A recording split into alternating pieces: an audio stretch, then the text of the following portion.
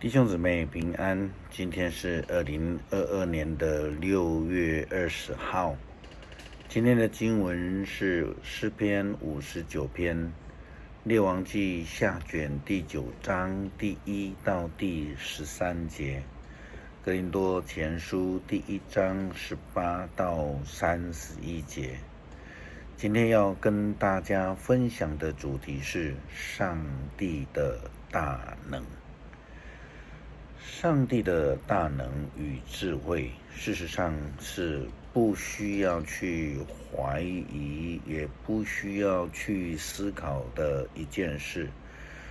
但是保罗在写给哥林多教会的书信里面就讨论到这个议题。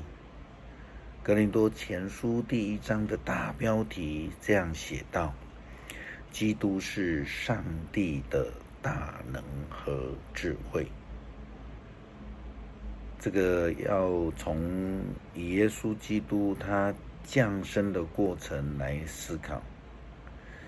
耶稣基督是上帝透过圣灵降临，并且出生以后被称为以马内利，就是上帝同在的应许。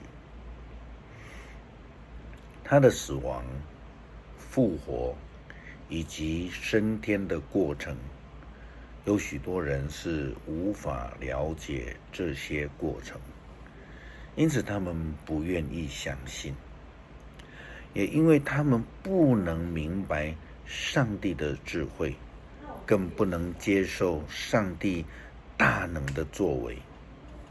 保罗说，基督是上帝的大能与智慧。这也是为什么我们谈到这个议题，就必须要回顾耶稣的降生、复活跟升天的过程。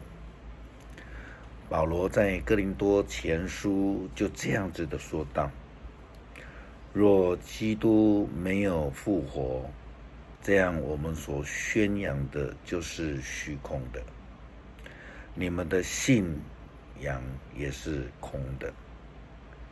按照这样子，我们就是为上帝做假见证了，因为我们见证上帝已经让基督复活了。死人若没有复活，上帝就没有让基督复活；若死人没有复活，基督也就没有复活。基督若没有复活，你们的信就没有用处，你们就仍然在这个罪恶当中。若是基督没有经历复活的大能，就没有基督的信仰了。没有上帝大能的作为，就没有救恩了。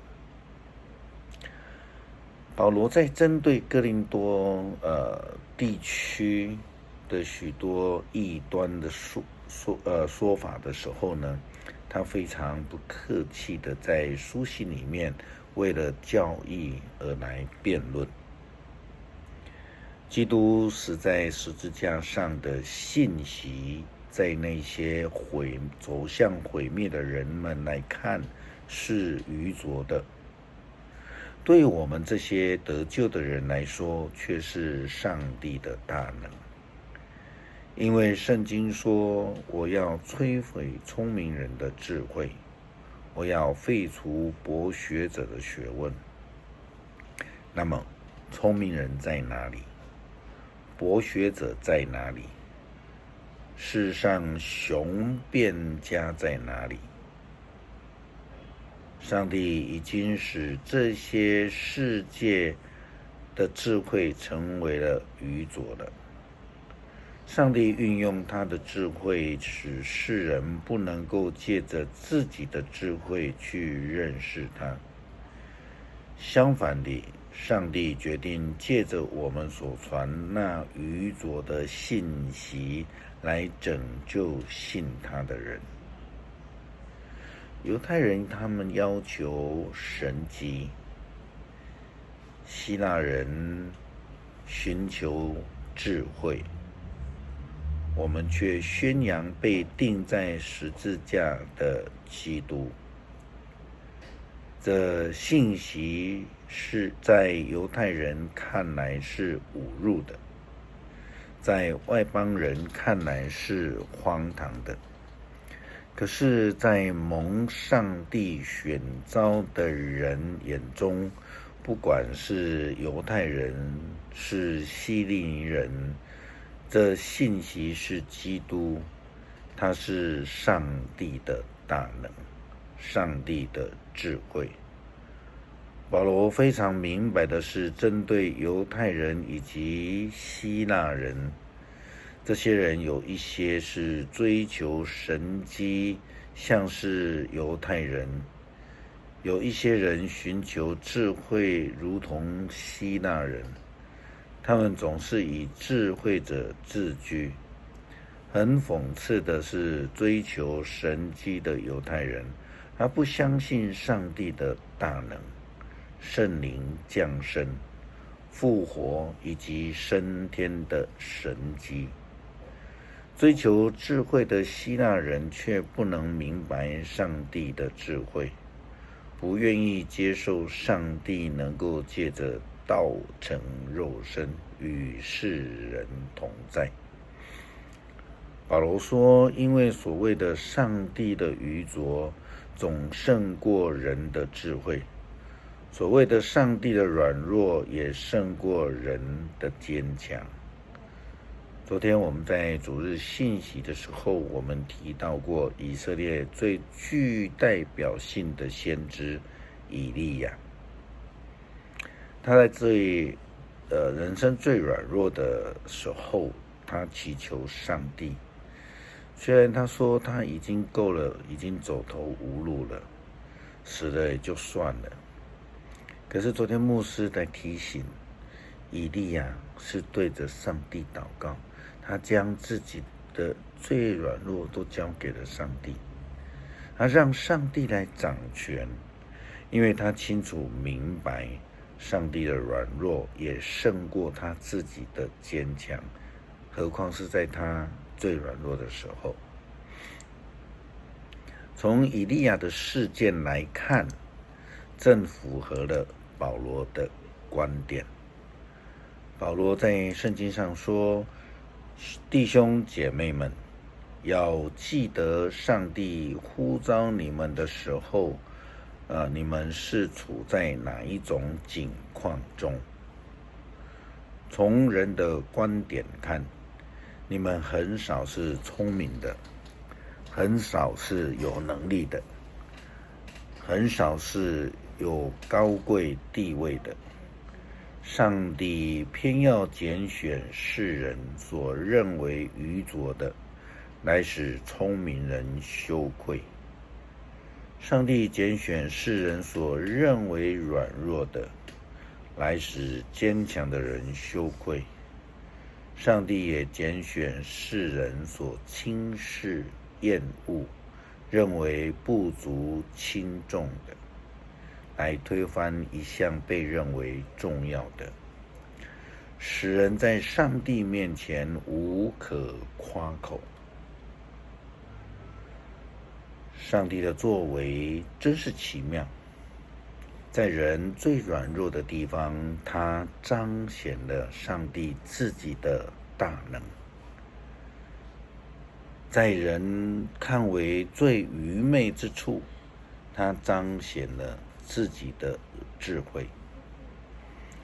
在以利亚的身上，我们就看见了这种上帝奇妙的作为。因此，我们要承认自己是软弱的、无助的，让我们愿意去追求上帝的赐福以及保守，因为他的能力、他的智慧高过于我们。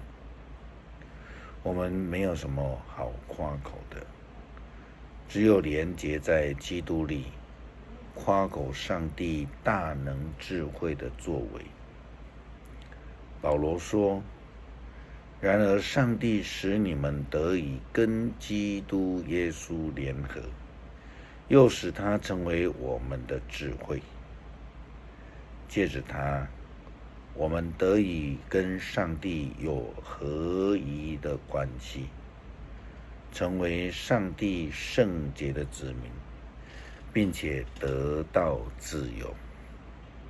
正像圣经上说的，谁要夸口，谁该夸耀主的作为。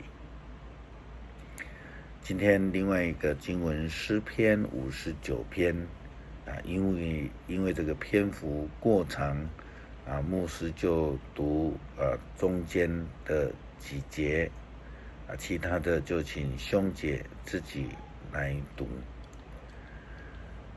第一节，我的上帝啊，求你救我脱离仇敌，求你保护我脱离攻击我的人，求你救我脱离作恶的人，使我摆脱杀人犯的手。看吧，他们埋伏要攻击我，残暴的人结伙跟我作对。这并不是因为我有过犯，也不是因为我犯了什么罪。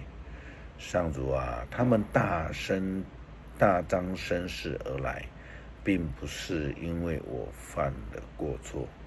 上主啊，万军的统帅上帝啊，起来帮助我。以色列的上帝啊，求你亲自鉴察，求你起来惩罚列邦，不要向作恶的叛徒显示仁慈。第16节，但我要歌颂你的力量，每天早晨我要高唱你永恒的爱。你一向是我的避难所，你是我患难中的庇护，我保护者啊，我要颂赞你。上帝是我的避难所，是爱我的上帝。恳求上帝帮助我们明白上帝的全能与智慧，让我们愿意来追求，并且愿意全心的倚靠上帝，让我们的软弱因为主而得到刚强。祷告是奉主耶稣基督圣名求，阿们。